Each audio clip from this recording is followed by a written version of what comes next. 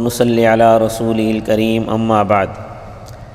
واقعہ بدر کے بعد قریش مکہ مسلمانوں سے اس درجہ مرعوب اور خوفزدہ ہو گئے کہ ان کے چھیڑ چھاڑ کے اندیشے سے اپنا پرانا راستہ ہی چھوڑ دیا۔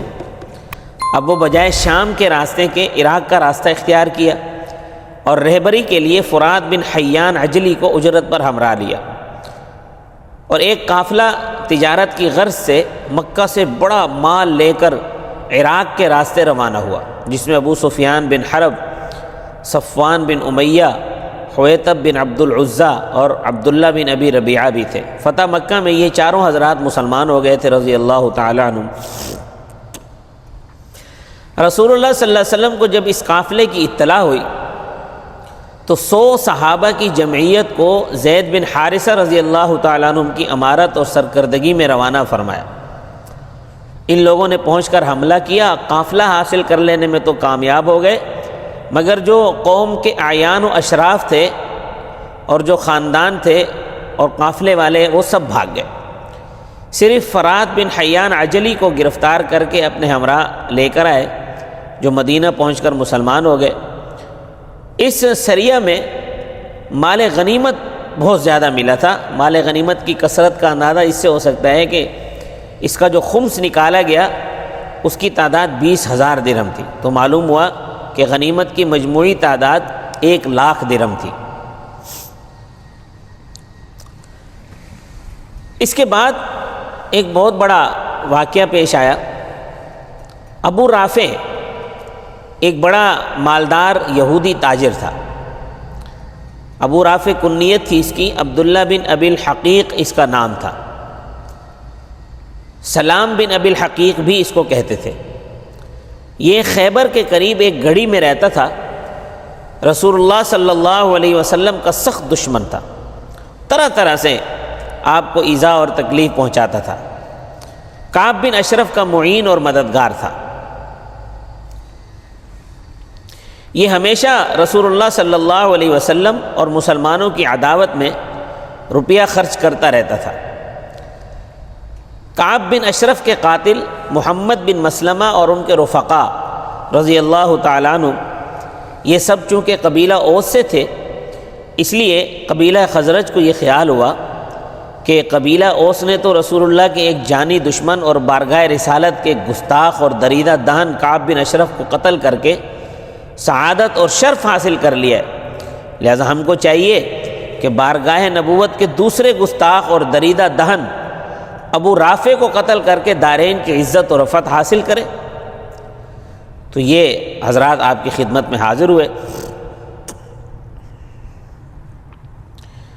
اور ابو رافع کے قتل کی اجازت چاہی۔ آپ صلی اللہ علیہ وسلم نے اجازت دے دی۔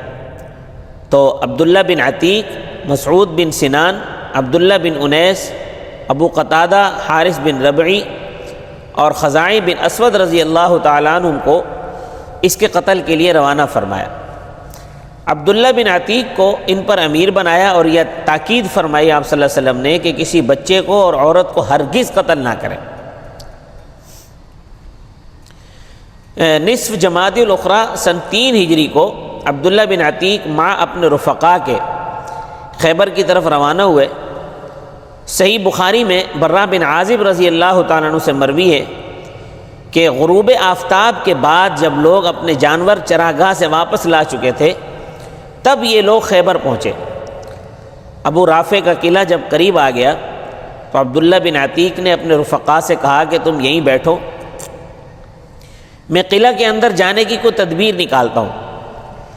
جب بالکل دروازے کے قریب پہنچ گئے تو کپڑا ڈھانک کر اس طرح بیٹھ گئے جیسے کوئی قضائے حاجت کرتا ہو۔ تو جو دربان تھا اس نے یہ سمجھ کر کہ ہمارا ہی کوئی آدمی یہی آواز دی کہ اللہ کے بندے اگر اندر آنا ہے تو جلدی آ جا، میں دروازہ بند کر رہا ہوں۔ تو عبداللہ بن عتیق فوراً داخل ہو گئے اور ایک طرف چھپ کر بیٹھ گئے۔ ابو رافع بالا خانے پر رہتا تھا۔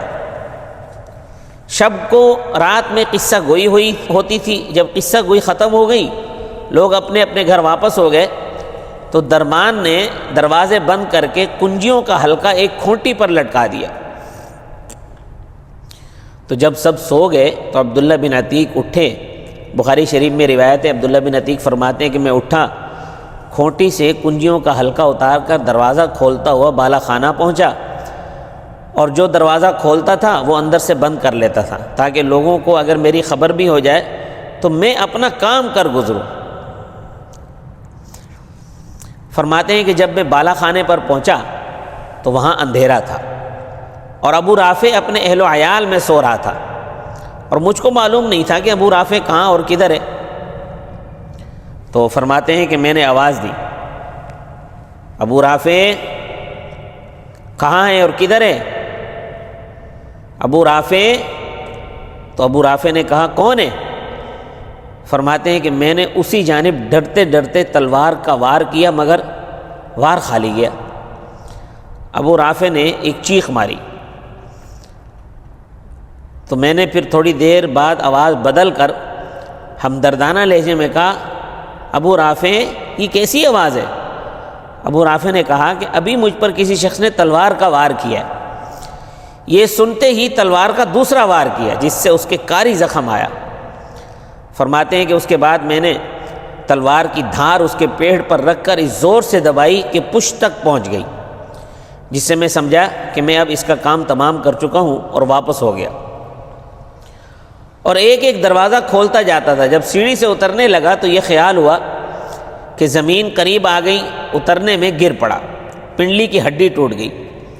چاندنی رات تھی، عمامہ کھول کر ٹانگ کو باندھا اور اپنے ساتھیوں کے پاس آیا اور کہا تم چلو رسول اللہ صلی اللہ علیہ وسلم کو بشارت سناؤ، میں یہیں بیٹھا ہوں، اس کی موت اور قتل کا اعلان سن کر آؤں گا۔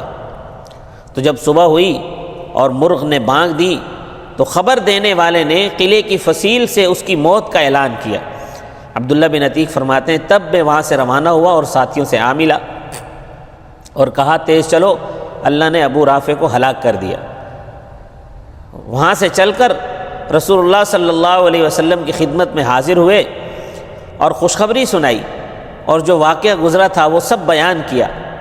آپ صلی اللہ علیہ وسلم نے فرمایا اپنی ٹانگ پھیلاؤ۔ میں نے اپنی ٹانگ پھیلا دی، آپ نے دست مبارک اس پر پھیرا، ایسا معلوم ہوا کہ کبھی شکایت ہی پیش نہیں آئی تھی، ٹانگ ایسی جڑ گئی۔ فبعثه لابن عتیق معه قوم من الخزرج کی تمنعه لخیبر لابن ابی الحقیق لقتله اعین بالتوفیق واختلفوا فقیل ذا فی السادسة ثالث او رابع او خامسہ وما علینا الا البلاغ المبین۔